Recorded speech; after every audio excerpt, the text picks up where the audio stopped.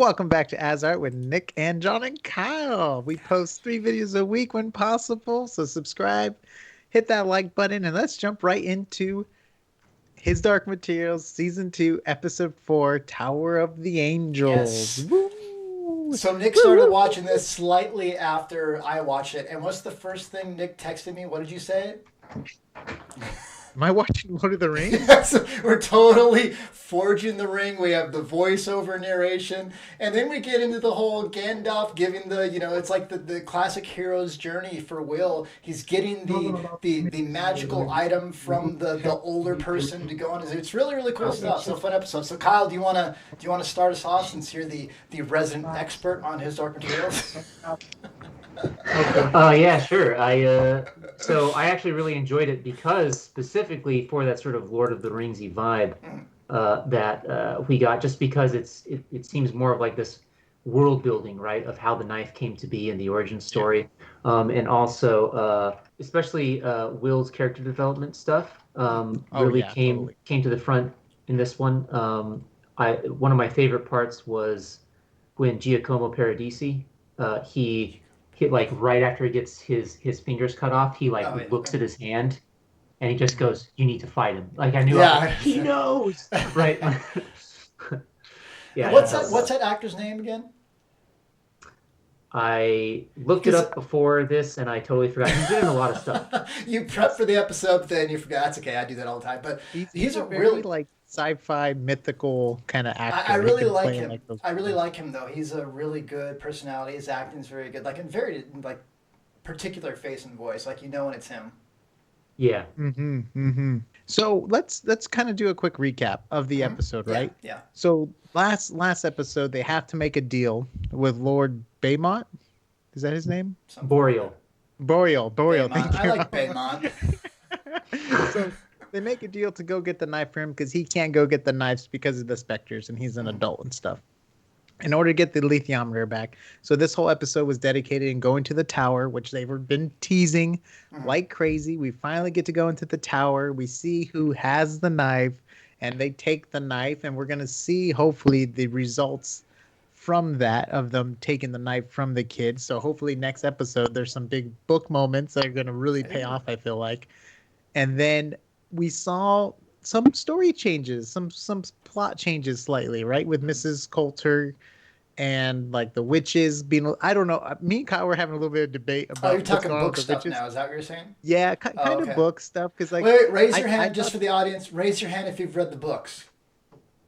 Okay, perfect. Well, you've read the book. Yeah, my hand is down. I'm the only loser that hasn't read the books here. That's basically what I'm saying. All right, continue, Nick. Well, so I'm not spoiling anything, but I just thought the witches would be farther along than they are right now.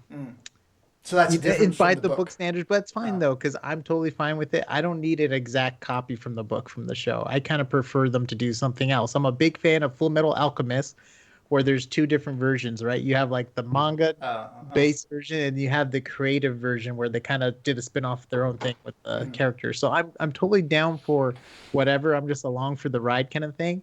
But I honestly think my favorite part of the whole episode was the computer talking at the end. Really? I thought that was kind of really silly. enjoyed that because I love that moment in the book so much when when the computer has a voice. And it's like the spirits are talking. It's like, oh, cool. Like because you don't really get to experience. I mean, you kind of have the alethiometer, and she's just kind of like, okay, you got to do this. Like you don't really hear a voice in the show. But you said the book is in there, right? The voice of action. That speaks as well. And the book has a voice. The alethiometer has a voice in the book, but it was cool in the show to finally hear a voice and like kind of get the explanation of dust, dark matter, angels. We're all the same. You know what I mean? Like I just was like, oh, this is so sick. I loved it. So. Yeah, it's great because one thing I think they carried over from the book is the shadow. Right now the shadow particles. They they have a little attitude, right? Like it's like, are you conscious? Evidently, right? Yeah. They do have a lot of attitude. Even when Lyra talks to the alethiometer, there's like, I think even the book breaks it down sometimes. Like, oh, he doesn't want to talk to me right now, or he's not giving me direction. Like, he's kind of has like mood swings because she doesn't like listen to him, where she doesn't like find Will's father right away. So he's like angry at her for a little bit, kind of thing. She's like, The oh, it's lithiometer? like angry. Yeah. Oh, wow. Okay. Right, Kyle. Like he has like mood swings with Lyra, like when it comes to like information she can get from him and stuff like that. I feel like. Oh yeah, at the beginning, right? Yeah. Where they're Yeah. And so, out it of was curiosity, really, I like the. Kyle Oh, sorry. hit that perfectly.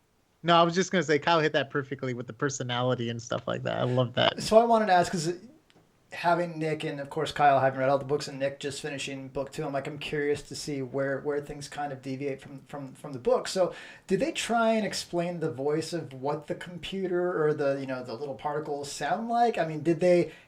Because it seemed to me like they had the typical ethereal, like reverb sounding AI voice, and I don't think that's a bad thing. But I started kind of giggling. I'm like, oh, it sounds like any other mythical or mystical voice a little bit. But I mean, I don't know how else they would have done it. But did they try and describe that in the book at all, or no? So I've got two things for that. In the book, it's actually text on screen. There's no voice. It's not audible. But actually, I don't know about you, but I didn't hear a computer voice. I heard a female and male voice overlapped on each other. Oh, That's what I heard.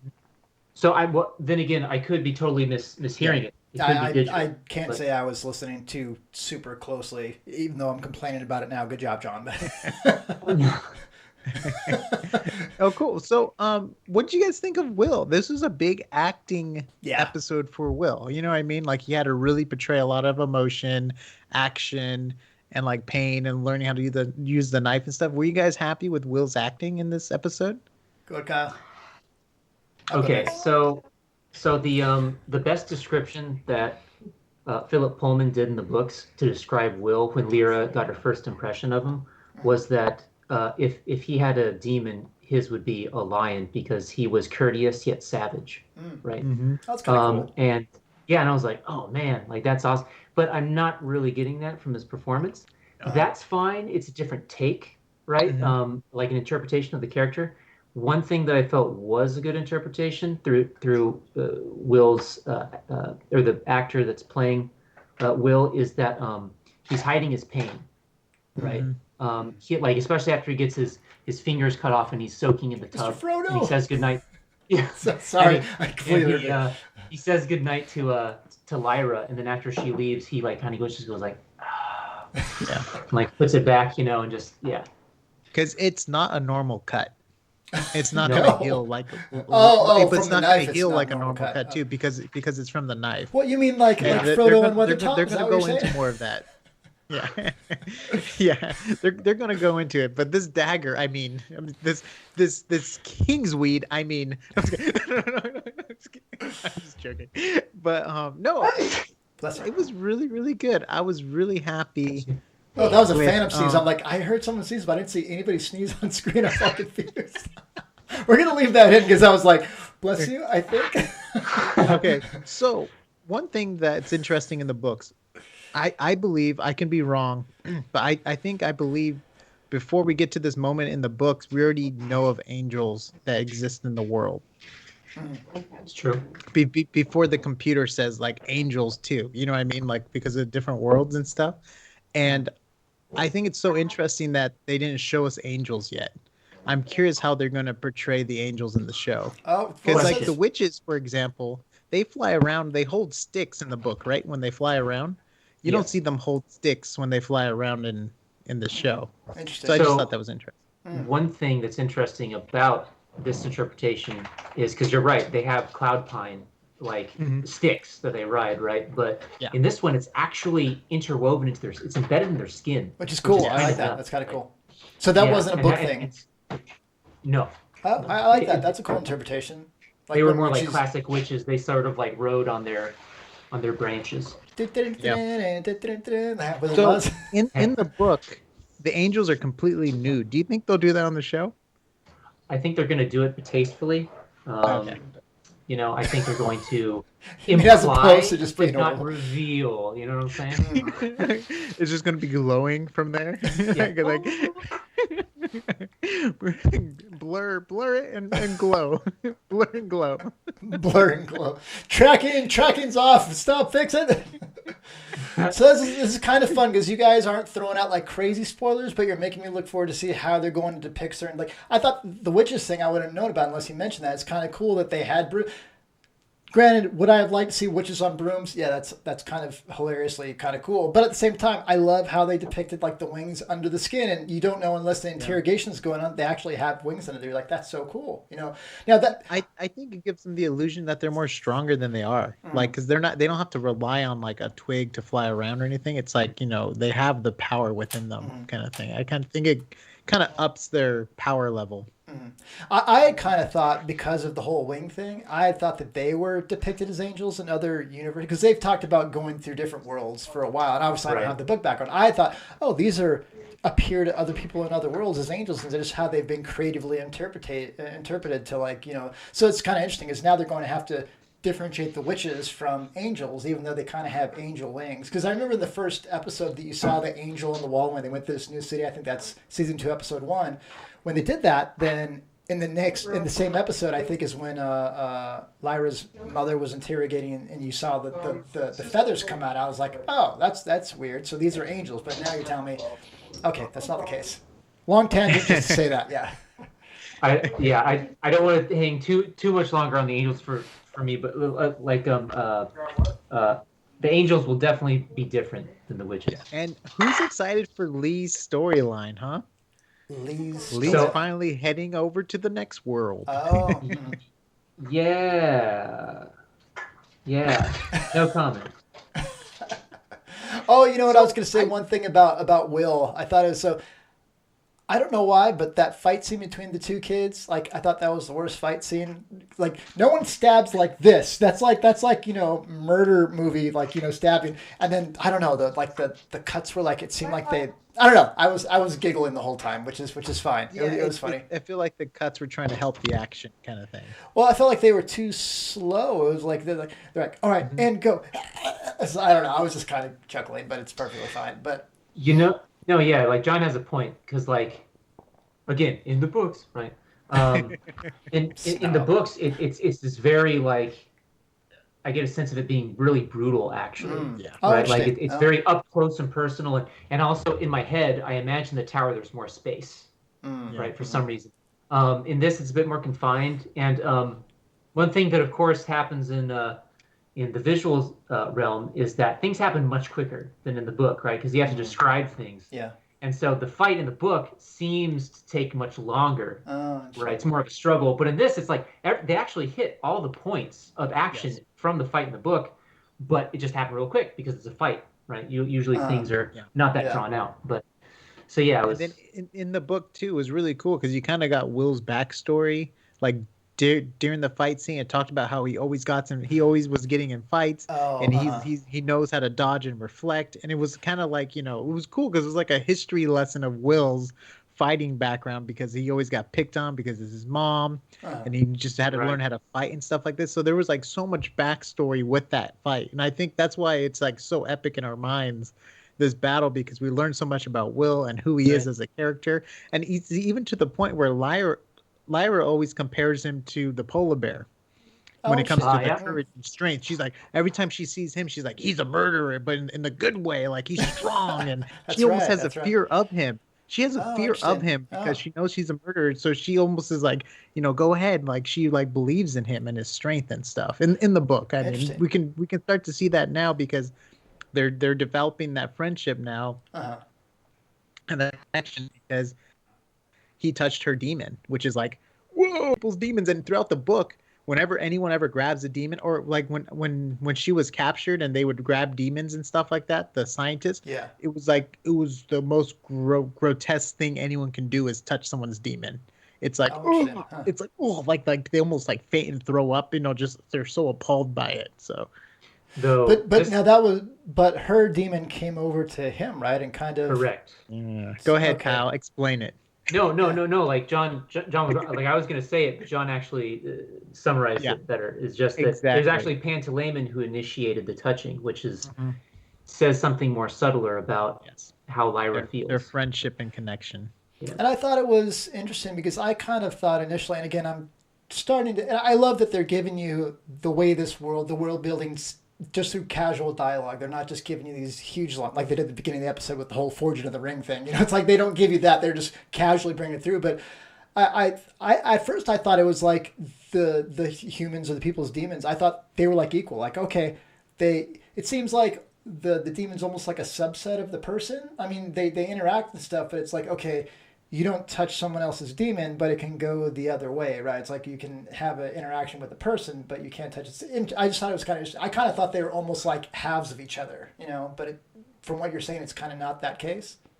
In a way, Yeah. So how about this? I kind of break it down this way because Break it down, expert. the demon, yeah, the demon is like the id, right? There's a lot of instinctual stuff about even like instinctual morals, right?